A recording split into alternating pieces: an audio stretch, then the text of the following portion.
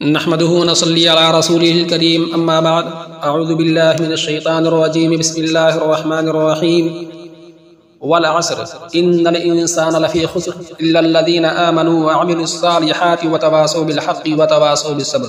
وقال تعالى في موضع آخر يا ايها الذين امنوا اتقوا الله ولتنظر نفس ما قدمت لغد واتقوا الله ان الله خبير بما تعملون. محترم سامعین، وقت اللہ تعالیٰ کی عظیم نعمت ہے جس کی قدر نہ کرنے پر انسان دنیا و آخرت دونوں میں خسارے سے دوچار ہوتا ہے. قرآن مجید میں اللہ تعالیٰ نے زمانے کی قسم کھا کر انسان کو متنبہ فرمایا کہ وہ خسارے میں ہے سوائے ان لوگوں کے جو ایمان، عمل صالح، حق کی تلقین اور صبر کی وصیت کرتے ہیں. یہ آیت اس بات کا واضح اعلان ہے کہ وقت کا صحیح استعمال اور اپنی زندگی کا مسلسل احتساب کامیابی کی بنیادی شرط ہے. نیا سال دراصل ایک سوال بن کر ہمارے سامنے کھڑا ہوتا ہے. جو سال گزر گیا اس میں ہم نے کیا کھویا اور کیا پایا؟ ہماری نمازوں میں کتنی پابندی آئی؟ اخلاق و معاملات میں کتنا سدھار پیدا ہوا؟ ہم نے اپنے والدین، اہل و عیال، اساتذہ اور معاشرے کے حقوق کس حد تک ادا کیے؟ اور سب سے بڑھ کر ہم نے اپنے رب کے ساتھ اپنے تعلق کو کتنا مضبوط کیا؟ نئے سال کی آمد پر دنیا میں لوگ خوشی و مسرت کا اظہار کرتے ہیں اور نوجوان بہت سی خرافات و رسومات کو انجام دینے میں لگے رہتے ہیں.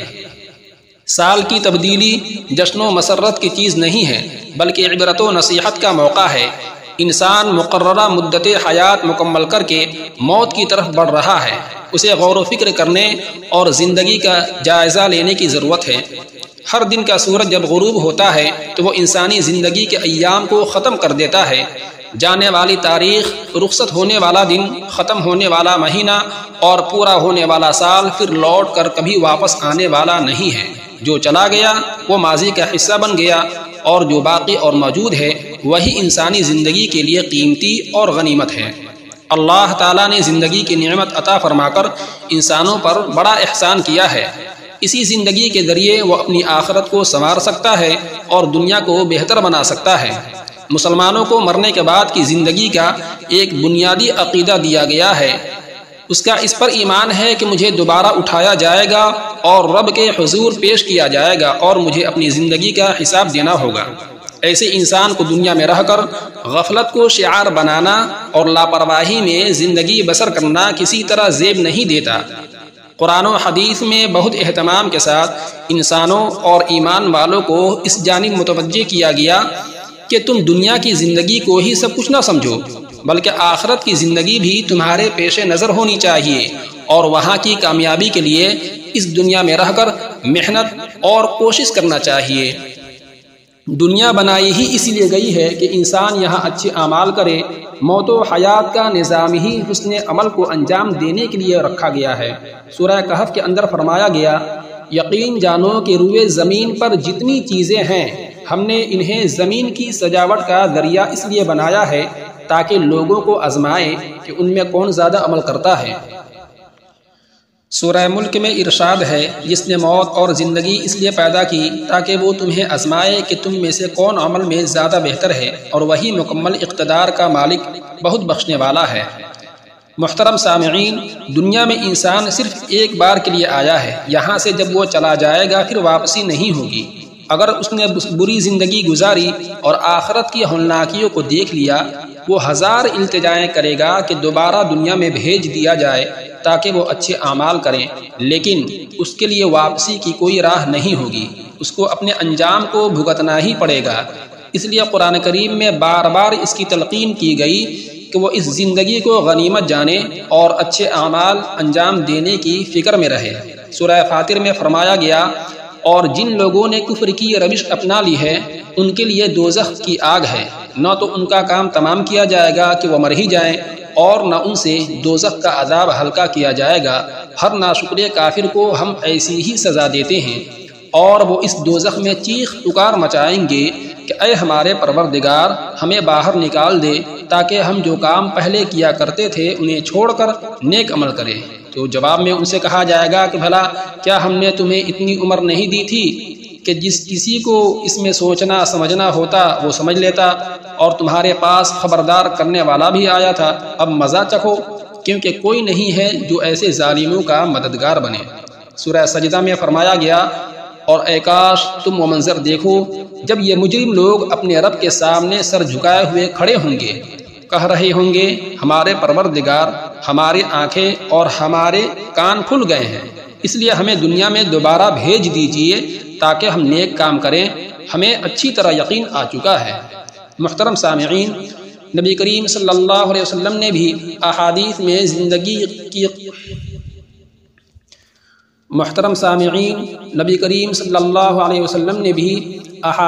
زندگی کی قدر و قیمت اور اس کی اہمیت کو بیان فرمایا، اور انسانوں کو آگاہ کیا کہ وہ اس زندگی کی قدر کر لیں تاکہ آخرت کامیاب ہو جائے۔ آپ صلی اللہ علیہ وسلم کا ارشاد مبارک ہے، 5 چیزوں کو 5 چیزوں سے پہلے غنیمت جانو۔ نمبر 1، اپنی زندگی کو موت سے پہلے۔ نمبر 2، اپنی صحت کو بیماری سے پہلے۔ نمبر 3، اپنی فراغت کو مصروفیت سے پہلے۔ نمبر 4، اپنی جوانی کو بڑھاپے سے پہلے۔ اور نمبر 5، اپنی مالداری کو محتاجی سے پہلے۔ ایک حدیث میں فرمایا، قیامت کے دن کوئی بھی شخص اپنی جگہ سے ہل نہ سکے گا جب تک کہ وہ 5 سوالوں کا جواب نہ دے دے۔ عمر کہاں گزاری، جوانی کس کام میں کھپائی، مال کہاں سے کمایا اور کہاں خرچ کیا، اور اپنے علم پر کہاں تک عمل کیا۔ نبی کریم صلی اللہ علیہ وسلم کا ارشاد ہے، اللہ تعالیٰ نے ایسے آدمی سے اجر ختم کر دیا ہے جس کی موت کو مؤخر کر دیا، یہاں تک کہ اسے 60 سال تک پہنچا دیا۔ یعنی 60 سال عمر اتنی طویل ہے کہ اس میں بندہ نیک اعمال انجام دے سکتا ہے، اگر اس کے باوجود بھی وہ نیک کام نہ کریں تو اس کے لیے اللہ تعالیٰ کے پیش کرنے کے لیے کوئی عذر نہیں ہوگا۔ اللہ تعالیٰ آدمی کو معذور جانتے ہیں کہ جب آدمی کی عمر 60 سال کی ہو گئی تو اب یہ نہ کہہ سکے گا کہ کاش میری عمر زائد ہوتی تو میں نیک اعمال کر لیتا۔ نیز اس حدیث میں تنبیہ بھی ہے کہ 60 سال کے بعد آدمی کو غفلت اور گناہوں سے باز آ جانا چاہیے، کیونکہ اس کے بعد موت کا زمانہ قریب ہو جاتا ہے۔ نبی کریم صلی اللہ علیہ وسلم سے لوگوں میں سب سے بہتر انسان کے بارے میں پوچھا گیا تو آپ نے فرمایا، جس کی عمر لمبی اور عمل اچھے ہوں۔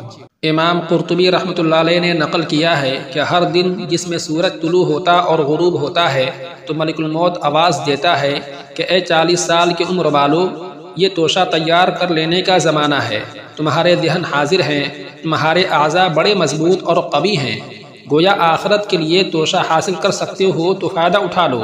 اے 50 سال کی عمر والو، کھیتی کی کٹائی کا وقت آ چکا ہے، تیاری کر لو۔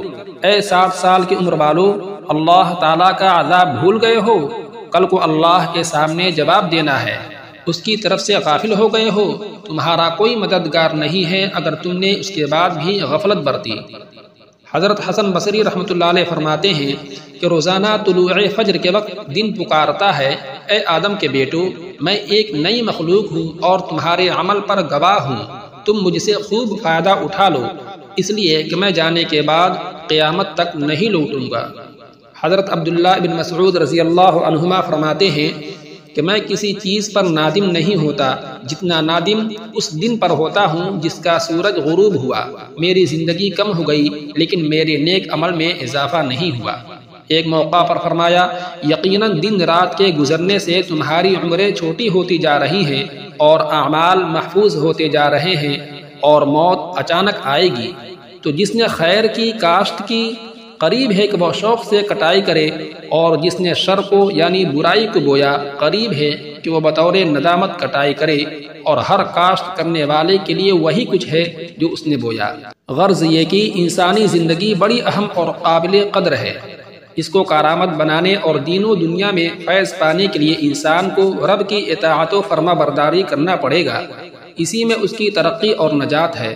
نئے سال کی آمد کے موقع پر لوگ اس حقیقت کو فراموش کر دیتے ہیں اور زمانہ کی ہنگامہ آرائیوں میں ایسے کھو جاتے ہیں کہ اپنی حقیقی منزل کو نظر انداز کر دیتے ہیں۔ سال کا آنا جانا ہر اعتبار سے ایک انسان کے لیے سبق اور پیغام ہے، زندگی کی قدر کرنے والے بنے، آنے والے دنوں کو بہتر بنانے والے بنے، ماضی کی کمیوں اور کوتاہیوں کو دور کرنے والے بنے، ایک نئے عزم اور پختہ ارادہ کے ساتھ میدان عمل میں جد و جہد کرنے والے بنے، تب دین اور دنیا کی کامیابی انسان کا مقدر بنے گی۔ وقتی طور پر جشن و مسرت منا لینا اور خوشیوں کی تقریبات منعقد کر لینا عقل مند اور سمجھدار انسان کا کام نہیں ہے۔ آج ہمارا معاشرہ نئے سال کی خرافات میں اس درجہ مبتلا ہو گیا کہ حقائق نگاہوں سے اوجھل ہو گئے۔ مسلمانوں کی بڑی تعداد غیروں کی دیکھا دیکھی کیک بیچنے اور کیک کاٹنے میں اس طرح منہمک ہو گئی کہ احتساب کا خیال ہی نہیں رہا۔ وقت جیسی قیمتی دولت اور عظیم نعمت کے ضیاع میں، برباد میں کسی کو کوئی پرواہ نہیں، اور انسانی زندگی گھٹ گھٹ کر قبر کے قریب پہنچتی جا رہی ہے، لیکن خواب خرگوش سے اٹھنے کے لیے کوئی تیار نہیں۔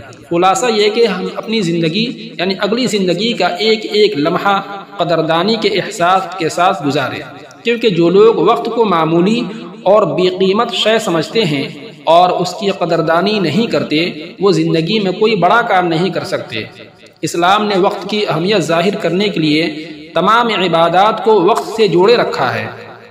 آپ دیکھیں، نمازوں کے اوقات مقرر ہیں، روزہ متعین وقت سے شروع ہوتا ہے اور متعین وقت پر ختم ہو جاتا ہے، حج کے افعال بھی متعین ایام و اوقات میں انجام دیے جاتے ہیں، قربانی بھی متعین دنوں میں ہوتی ہے، زکوٰۃ میں بھی مال پر 1 سال گزرنے کا وقت مقرر کیا گیا ہے، اور شریعت میں کتنے ہی احکام ہیں جو وقت سے مربوط ہیں، جڑے ہوئے ہیں۔